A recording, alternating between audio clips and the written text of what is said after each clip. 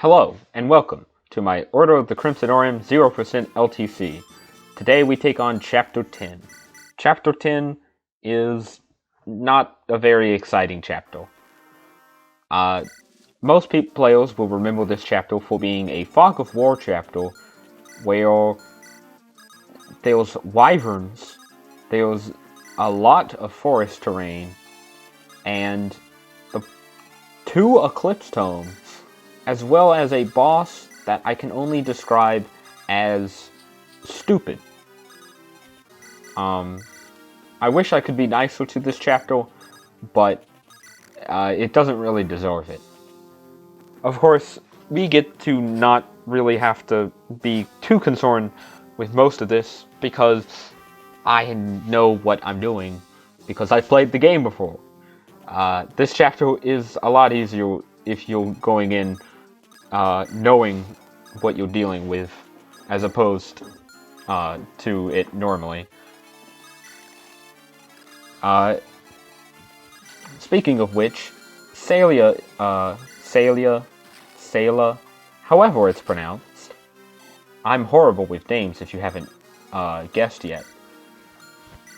She is being brought along this chapter not just for the wyverns, but also because she will be recruiting a green unit who appeals on Torn 5, which is also the lowest Torn count we can get on this chapter due to the fact that we're doing full recruitment.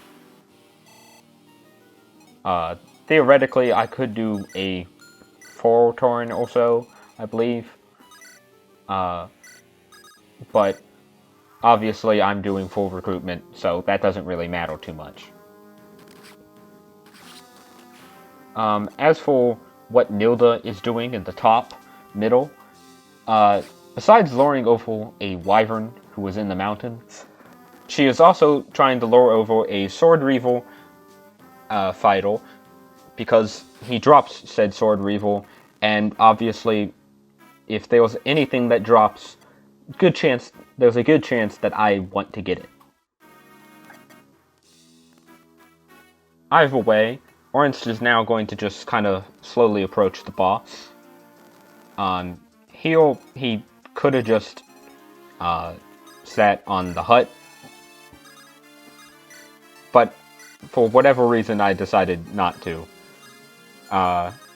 It's not a humongous reliability increase, but it's still a nice one, and I have no idea why I didn't do it in this recording.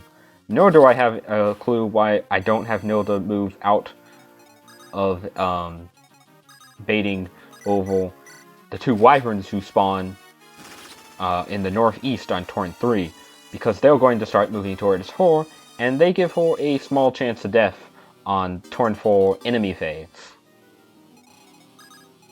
Either way, it's not the end of the world. Just small things that I could have done, but this chapter is so boring that I kind of just wanted to get it over with.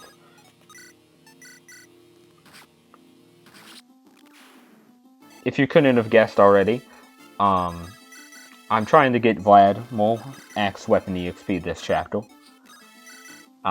He has more than enough opportunities to in the next chapter, but I thought I might as well since I can. In case you don't know, next chapter is a lot more interesting of a map. It's basically the end of the arc, and it's pretty memorable, I think. But that's neither here nor there.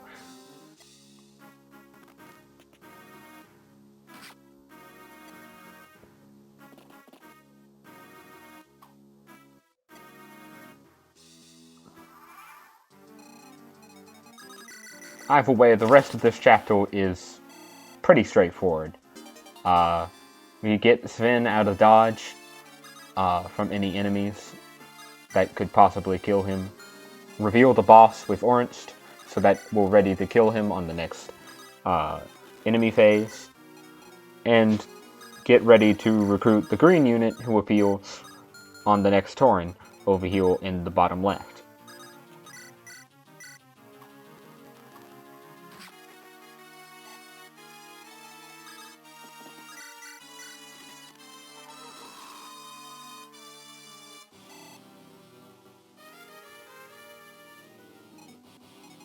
the bottom left formation isn't particularly amazingly designed, but I tried to make it as mostly safe as possible.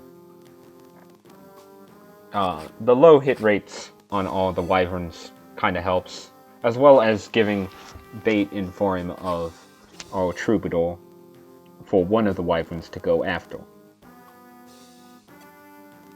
As well as Celia, who won't be able to attack at one range.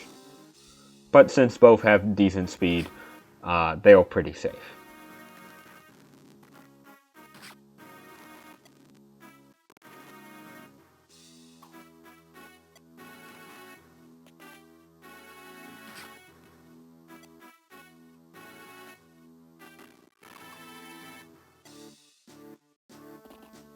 Anyway, I believe I'll talk about the green unit who's about to appeal. Brendan is Celia's brother, and he's not very interesting, if I'm being honest. His speed is very nice for this point in the game, but his strength can be very annoying. His main issues are his strength and his con. Obviously, I'm talking about in a 0% context, as obviously with growths, he can be a lot better. But in a 0% context, his strength is just not very good, and Divine, the one tome that might make up for his strength, also weighs him down quite a bit, which makes him lose his other utility of his speed. Either way, there's nothing else to talk about, so we killed the boss with a crit from Ernst, and that's the chapter in 5 turns. And after seeing this funny line in the context of the chapter, I'll see you next time for chapter 11.